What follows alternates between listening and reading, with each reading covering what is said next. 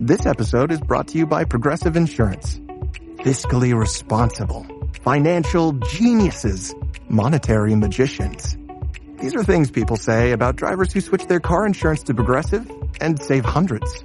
Visit Progressive.com to see if you could save. Progressive Casualty Insurance Company and Affiliates. Potential savings will vary, not available in all states or situations. Joining me now is Jack Posobiec. He is the senior editor at Human Events and host of Human Events Daily, which has had more than 250 million downloads to date. He is a veteran U.S. Navy intelligence officer who served his country both at Guantanamo Bay and in East Asia. Jack, welcome to the Roger Stone Show. Roger, it's an honor to be with you here on the day of the resurrection, the commemoration of Easter Sunday here, our Lord's rebirth, and, of course, the day that truly founded all of Christianity. It was a great privilege for me to join you about a week ago at this great Catholics for Catholics event at Mar-a-Lago, where we had a prayer for President Donald Trump. We stood there with General Michael Flynn and many others. We actually said the rosary. It was a great, great event. I noticed how both of us were so openly and viciously mocked over it on social media. Well, you know what, Roger, what can I say? I think there is something of a reawakening going on in America today when it comes to Christianity, where Christians are realizing that it's sort of like, I'm sure you remember or have seen that photo of New York City, the skyline on Good Friday in 1956, where the skyline was lit up with the three crosses of Calvary, the three crosses of Good Friday, a public display of Christianity honoring our central the religion that was the majority of Americans and has always been the majority of Americans. We've always been a Christian majority country. And the fact that this display does not happen, these open displays of Christianity do not happen anymore in the United States. It's because we've entered into this sort of realm where Christians were relegated to this passive, you go in your churches and be Christian, but don't bring any of that over here. And in the reawakening, people are starting to become actively Christian again, publicly Christian again, openly Christian again. So you know what? I take it as a badge of honor every time somebody mocks me for my faith and for practicing my faith and being proud of my faith publicly. Please mock me for saying the rosary, because I will continue to say it louder and in more prominent locations. Yeah, I agree with that. The other thing I guess is missing is people don't seem to understand the very basic concept and precept of redemption. I'm not the same person I was 30 years ago. Nobody is. People change. Am I a sinner? You bet. Have I made enormous mistakes in my life?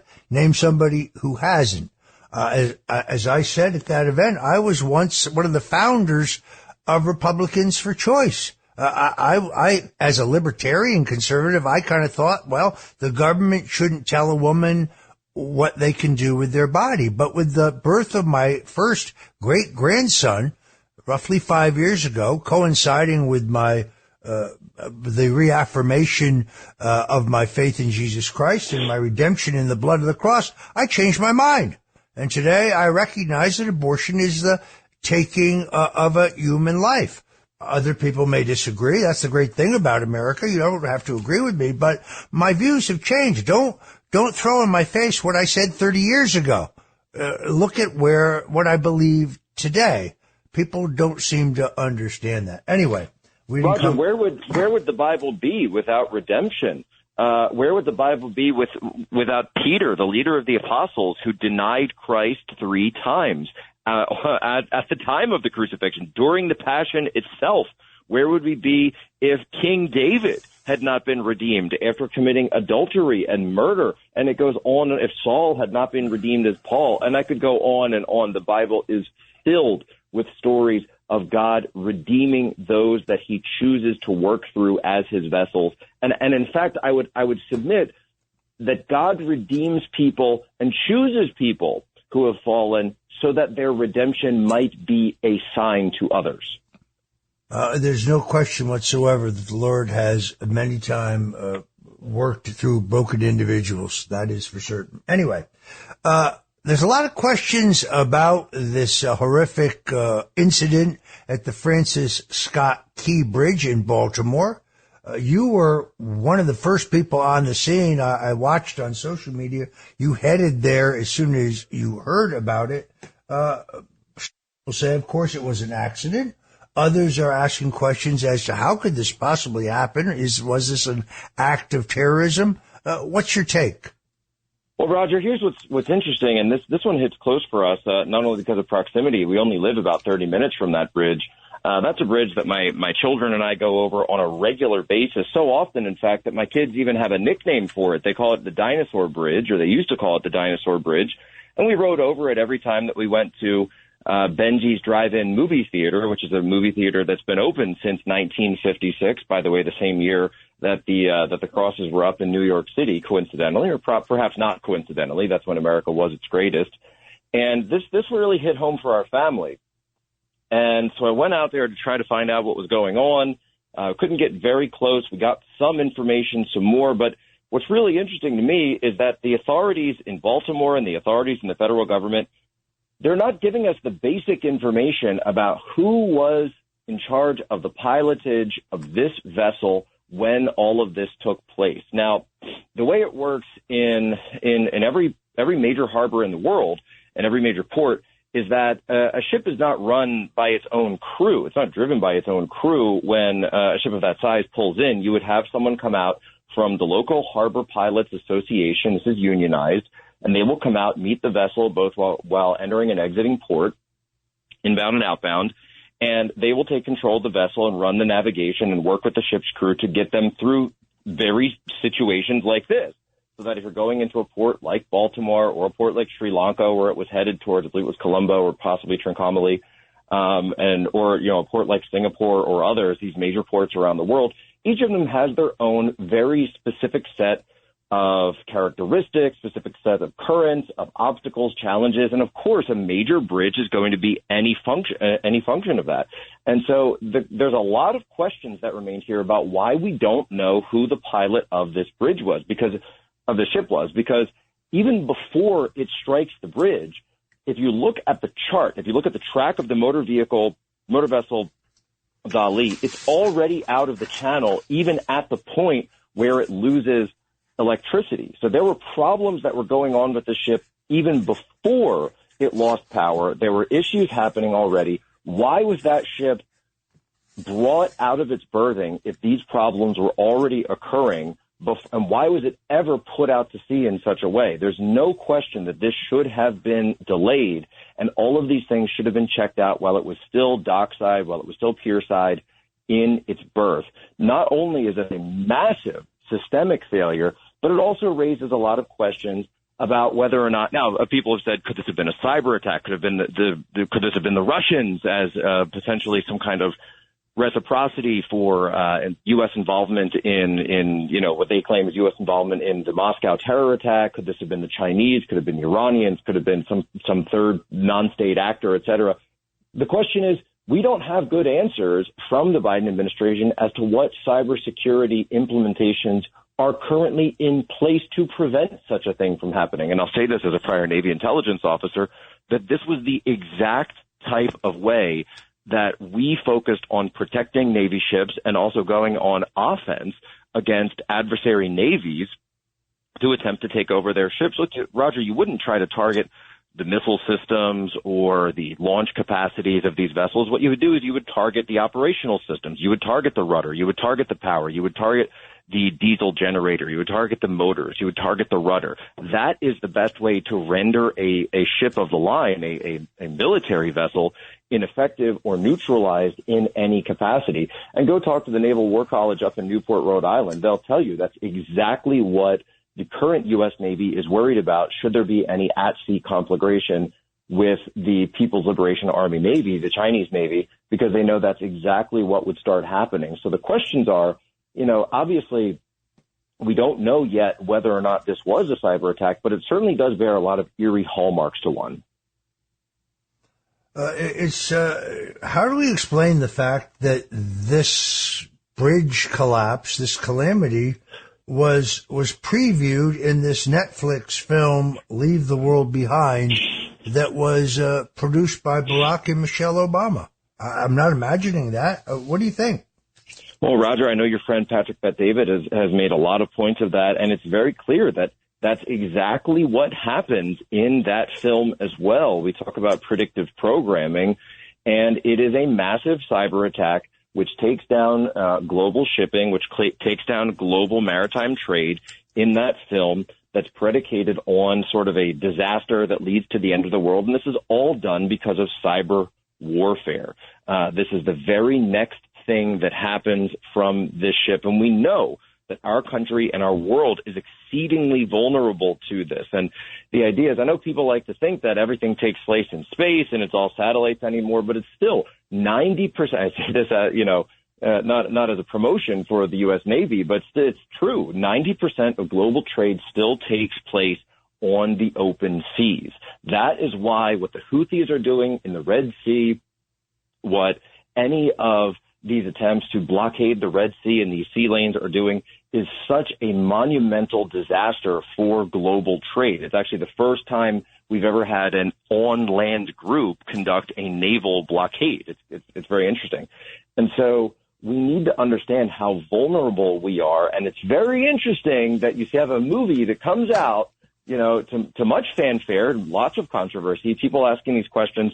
Why is it that this seems so incredibly prescient that this would happen just a couple of months later, that almost the exact same scenario happened? And I suppose you can say that the only blessing is that this was the only incident that we see take place here. And that and of course in the film, there's far more casualties. There's an entire catastrophic shutdown of the U.S. electric grid. And the question that a lot of people have is when you have people like Pete Buttigieg and Secretary Mayorkas and Lloyd Austin supposedly keeping us all safe, that there's no question that people would wonder if this was something that happened on their watch. Do you think there should be a more than departmental investigation of this? Should the Congress look at it? Well, there's no question congressional oversight should be looking into this for any failures. And I hope to God that it was not a cyber attack.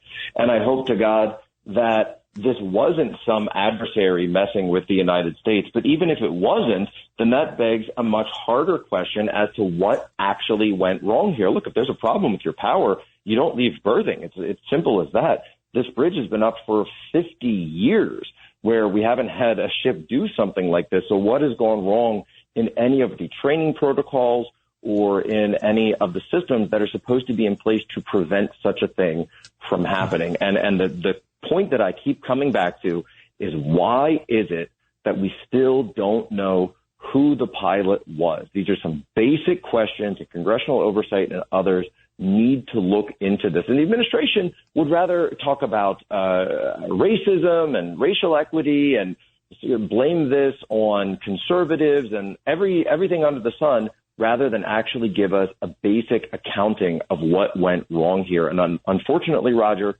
and we say this in the new book on humans, that we believe that the decline that America is currently facing is not being done by accident. We believe it is being done by agenda.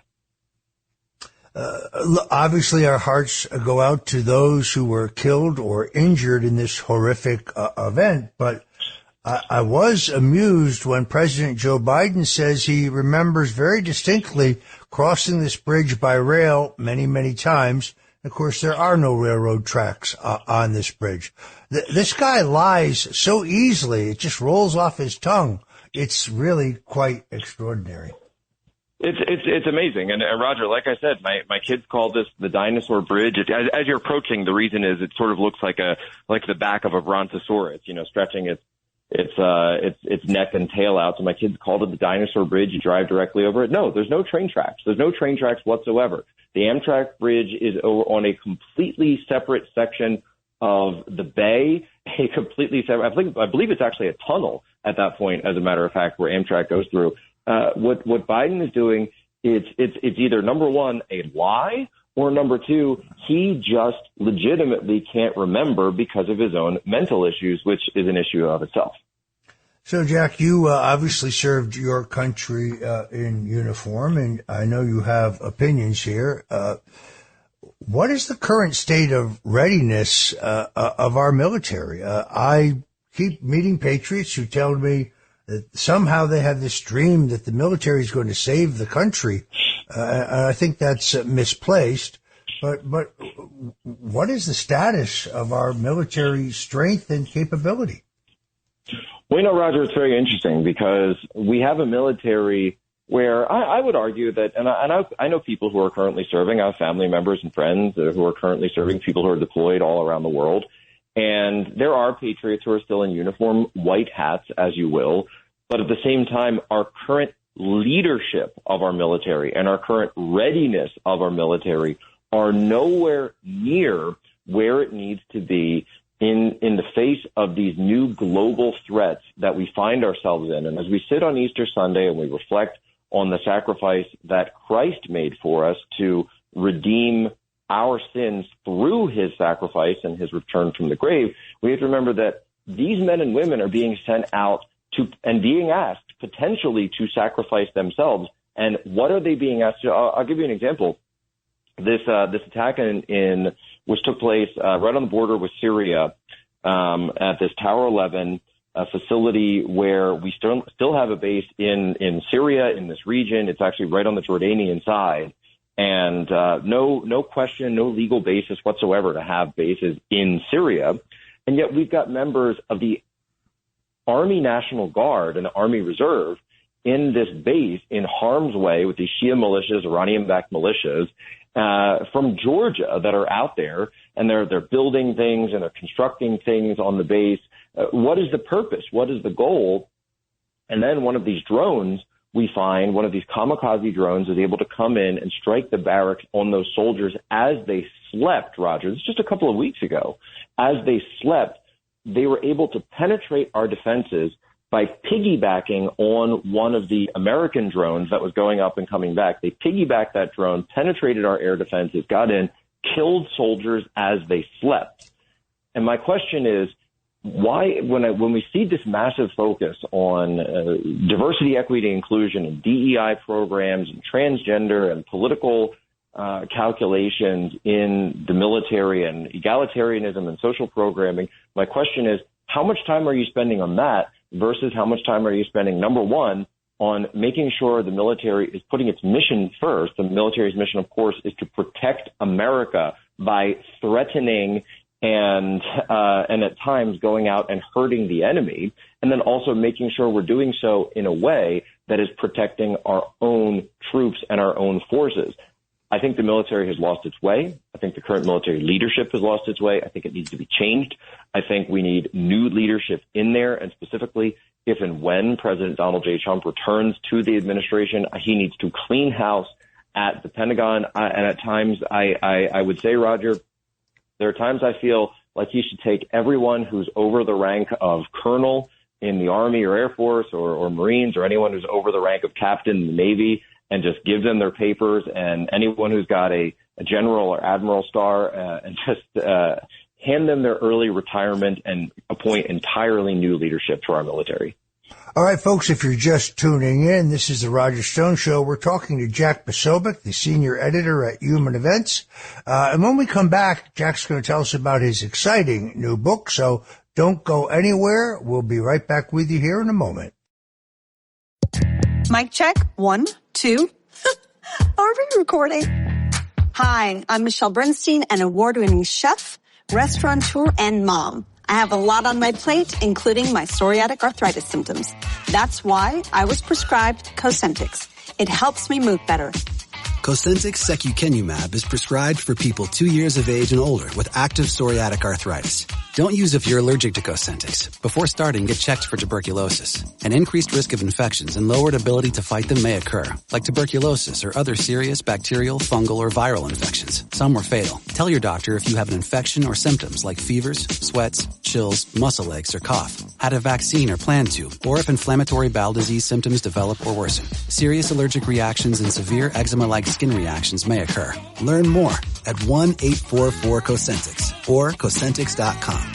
Ask your rheumatologist about Cosentyx. This is the Roger Stone Show on 77 WABC. Welcome back, folks. This is the Roger Stone Show, and we're talking to Jack Posobiec, the senior human events. I recently had the occasion to take Jack and his entire family, including his in-laws, for some of the greatest pizza they had ever had in their lives in South Florida. It was a great, great night, and I'm delighted to have him on the show. Jack, you have written a new book. I think it's an important new book. Tell us about it. Roger, thank you so much. And by the way, my kids are still asking for that pizza. Of course, we're back up in the D.C. area, and so I haven't quite found one that can compete with Posobiec down there in southern Florida. But even my 5-year-old Jack, we picked him up from school the other day, and he said, "Daddy, I want some Posobiec." And I said, "Well, we'll have to go ask Mr. Roger to tell us where we can get some in the area." But so thank you again for that. On to the book. The title is Unhumans, The Secret History of Communist Revolutions and How to Crush Them. And the reason we did this is twofold. Number one, because our histories, Roger, of the 20th century and even sort of the events leading to the 20th century, like the French Revolution, have been completely turned upside down when it comes to the annals of who are the good guys, who are the bad guys. When people say what were the greatest atrocities of the 20th century, you very rarely hear anyone out in society today talk about the horrors of Bolshevism, the horrors of Lenin, the horrors of Stalin, of Chairman Mao, of the killing fields of Cambodia, the communist horrors of Spain, which are completely whitewashed by history. And they take the record of Francisco Franco, and they call him a reactionary, and he was the most horrible person and all of these other things. And they never talk about the fact that he was reacting to the communist atrocities. He was reacting to what the communists were doing, going into churches, killing priests, defiling nuns, people bathing in baptismal fonts and shaving themselves in these areas. The attacks on the church itself and Christianity itself, which, by the way, are not unique to Spain. We've seen revolutions like this in France, the desecration of the Notre Dame, the execution, which I talked about at Mar-a-Lago with you, the execution of the Carmelite nuns, the beheading at the guillotine at the orders of Robespierre. In Russia, the crushing, the absolute crushing of the church by the Leninists. And I would submit that what we see today, Roger, what we see today is some of the very same forces that were at play in all of these revolutions. This resentment, this anger, and deep, palpable anti-Christianity has been unleashed. And I would actually say, we wrote this in the book, and we've put the book together. It's coming out by Skyhorse. People can go get a copy. It's Amazon, Barnes & Noble, Skyhorse Publishing, wherever they want to go. But if you go look at the DNC fundraiser, which was held at Radio City Music Hall on Thursday night, Holy Thursday, the former presidents of the Democrat Party, Obama, Clinton, and then Biden himself, are sitting there inside the rally, and outside you have this demonic cacophony of Hamas supporters and BLM and Antifa radicals, and every stripe of radical under the sun are out there. And Roger, what's very interesting and very clear, by the way, they're not out there calling for the head of Donald Trump or Roger Stone or Jack Posobiec. They're calling for the heads of the leaders of the Democrat Party. And what we talk about in the book is we say these forces, when they are called up, when they are used by those in power to try to destabilize their opponents, they become a sort of golem that eventually will come for you. They become a Frankenstein's monster, which eventually turns on its own master, its own creator. That's exactly what happened in all of these cases throughout the past.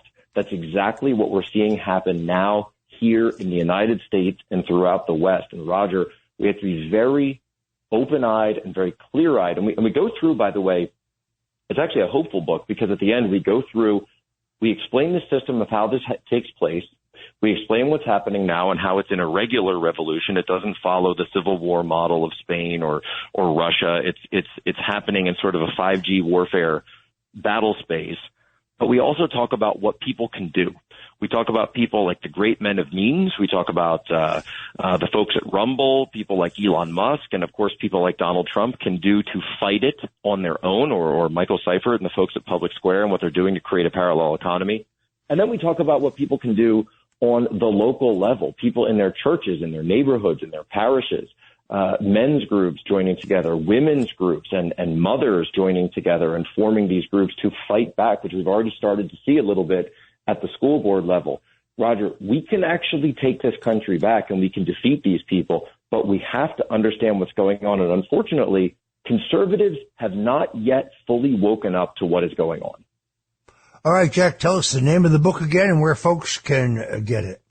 Of course, the book is Unhumans, The Secret History of Communist Revolutions and How to Crush Them. You can get it at Amazon, Barnes & Noble, Skyhorse, anywhere books are sold. And just say to you, Happy Easter, Easter blessings, and of course, Viva Cristo Rey.